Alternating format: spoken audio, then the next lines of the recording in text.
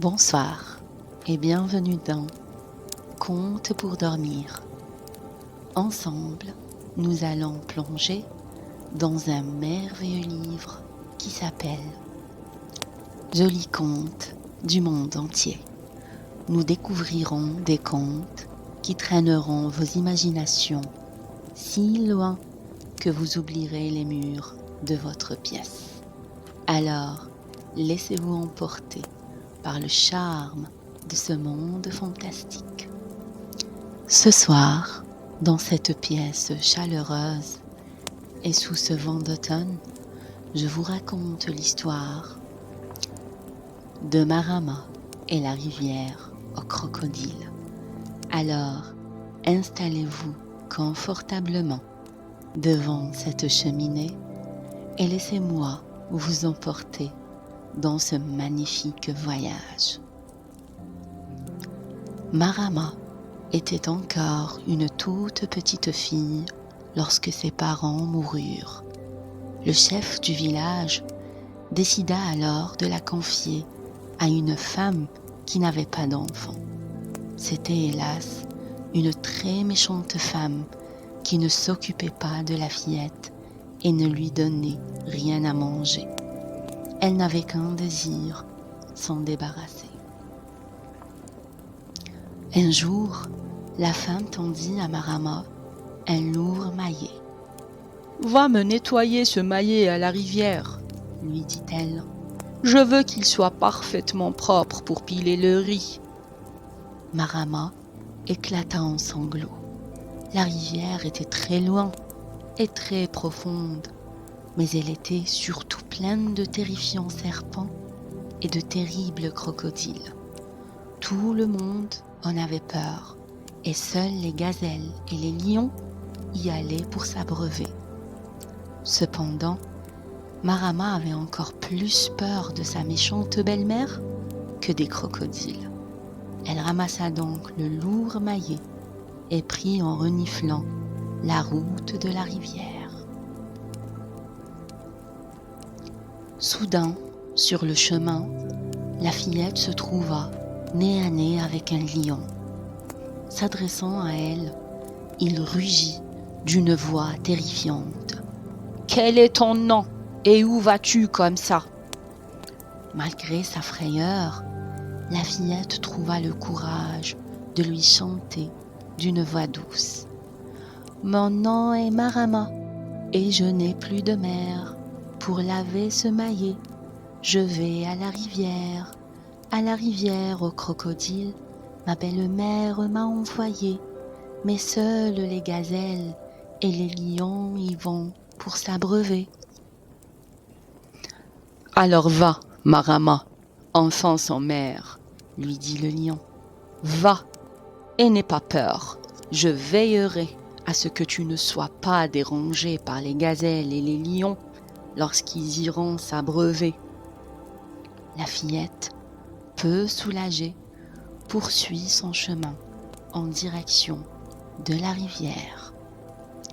Cependant, lorsqu'elle fut enfin arrivée en vue de l'eau, elle hésita. Certes, les lions et les gazelles ne l'avaient pas dérangée, mais elle n'était pas rassurée. Il lui fallait pourtant laver ce maillet ou affronter la colère de sa belle-mère. La courageuse enfant s'approcha donc de l'eau. Tout à coup, un gigantesque crocodile surgit devant elle. Il ouvrit son énorme gueule, la fixa de ses grands yeux jaunes et demanda « Quel est ton nom et où vas-tu comme ça ?» Marama était terrifiée, mais elle parvint à chanter d'une voix mélodieuse. « Mon nom est Marama et je n'ai plus de mère.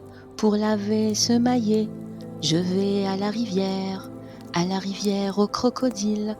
Ma belle-mère m'a envoyé, mais seuls les gazelles et les lions y vont pour s'abreuver. » « Alors va, Marama, enfant sans mère, » dit le crocodile. « Lave ton maillet et ne sois pas effrayé. Je veillerai à ce que les serpents et les crocodiles de la rivière ne viennent pas te déranger. » Marama s'agenouilla donc au bord de la rivière pour laver le maillet, mais il était si gros qu'il tomba de ses petites mains et glissa au fond de l'eau. À l'idée de rentrer sans le maillet, Marama se mit à sangloter. Un crocodile surgit alors hors de l'eau. Il tenait entre ses grandes dents un maillet qui lui tendit. Celui-ci était tout neuf et incrusté d'or et d'argent. « Rapporte ce maillet chez toi, Marama, enfant sans mère, » lui dit-il. « Montre-le à tout le village, afin que tous sachent que le roi de la rivière aux crocodiles est ton ami. » Marama le remercia très poliment et s'apprêta à rentrer chez elle lorsque le lion arriva. « Donne-moi ce maillet, enfant sans mère, lui dit-il. Il est trop lourd pour toi. Je vais le porter jusqu'à ta case, et tous sauront que le roi de la rivière aux crocodiles est ton ami. » Lorsque Marama arriva à la maison, sa belle-mère lui arracha le maillet. « Où l'as-tu donc trouvé ?» lui cria-t-elle.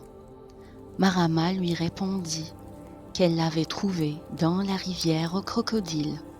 Alors, sa belle-mère, envieuse, voulut à son tour trouver un aussi bel objet. Elle prit un autre vieux maillet et s'en alla vers la rivière. Mais sur le chemin, à travers la forêt, elle se trouva soudain nez à nez avec le lion. S'adressant à elle, il rugit d'une voix terrifiante. « Quel est ton nom et où vas-tu comme ça ?» La méchante femme eut si peur qu'elle s'enfuit en courant. Le lion ne se donna même pas la peine de la poursuivre. Lorsqu'elle fut arrivée à la rivière, un vieux crocodile lui barra le chemin, ouvrant son énorme gueule et la fixant de ses yeux jaunes. Il demanda : « Quel est ton nom et où vas-tu comme ça ?» La méchante femme eut si peur qu'elle courut vers la rivière, mais elle ne put aller bien loin. De tous côtés, les lions et les gazelles qui venaient boire l'entourèrent et la poussèrent vers la rivière. Avec les serpents et les crocodiles qui vivaient là, ils lui chantèrent : « Marama, l'enfant sans mère, est l'ami du roi de la rivière. Alors, elle peut venir laver son maillet, là où les animaux viennent s'abreuver.